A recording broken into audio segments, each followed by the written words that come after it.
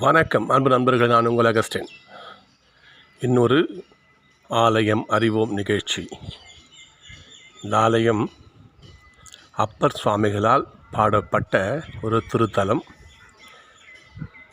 இங்கு பிரம்மனும் இந்திரனும் வந்து சிவனை வழிபட்டதாக ஒரு ஐதீகம் உண்டு. அப்பேற்பட்ட மாபெரும் ஒரு 1000 ஆண்டுகால பழமை வாய்ந்த கோயில் திருமுண்டீஸ்வரம் என்ற இடத்தில் இருக்கின்ற சிவலோகநாதர் கோவில். இது அதற்கான கல்வெட்டு பாருங்கள்.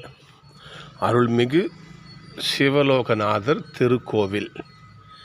இந்த இடம் விழுப்புரம் திருச்சி தேசிய நெடுஞ்சாலையில் அரசூர்னு ஒரு ஊர் வரும். அங்கேருந்து நீங்கள் திருவண்ணைநல்லூர் போகிற வழியில் உள்ளே வந்தீங்கன்னா இந்த ஆலயத்தை பார்க்கலாம். மிகவும் பழமையான ஆலயம்.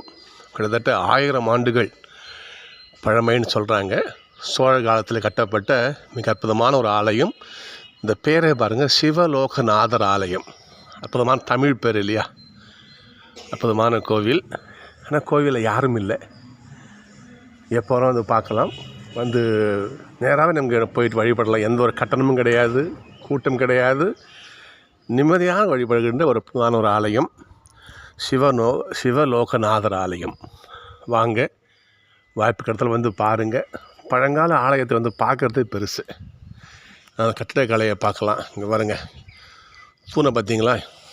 எவ்வளோ நேராக இருக்குது பாருங்கள். ஒரு மண்டபத்தில் நேர்த்தி. இந்த காலத்து இன்ஜினியர்கள்லாம் அப்போல்லாம் கிடையாது இல்லையா? எந்த படிப்பும் அப்போ கிடையாது.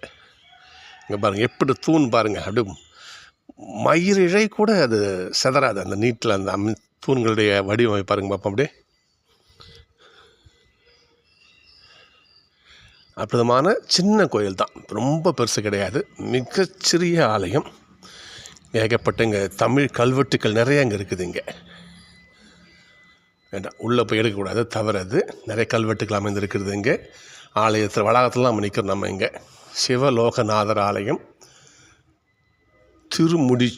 முடிச்சுரம் என்ற கோயிலில் இருக்கோம் நம்ம. இப்போது வாய்ப்பு கிடைச்ச வந்து பாருங்கள். மிக அற்புதமான பழங்கால கோயில். மிக பெரும் என்ன சொல்கிறது, புராணத்தில் பாடப்பட்ட ஒரு ஆலயம் இது. இங்கே பாருங்கள், திருவிளையாடற் புராணத்தில் 13வது அத்தியாயம் இந்த கோயிலை பற்றி பாடப்பட்டிருக்கு. அற்புதமான ஒரு அப்போ இதோடைய பழமை யோசித்து பாருங்கள். நீங்கள் எவ்வளோ பழமையான கோயில். இங்கே பாருங்கள், கருங்கல்லால் கட்டப்பட்ட ஒரு கருங்கல் கோட்டைன்னு சொல்லலாமா இருக்கலாம். அற்புதமான ஒரு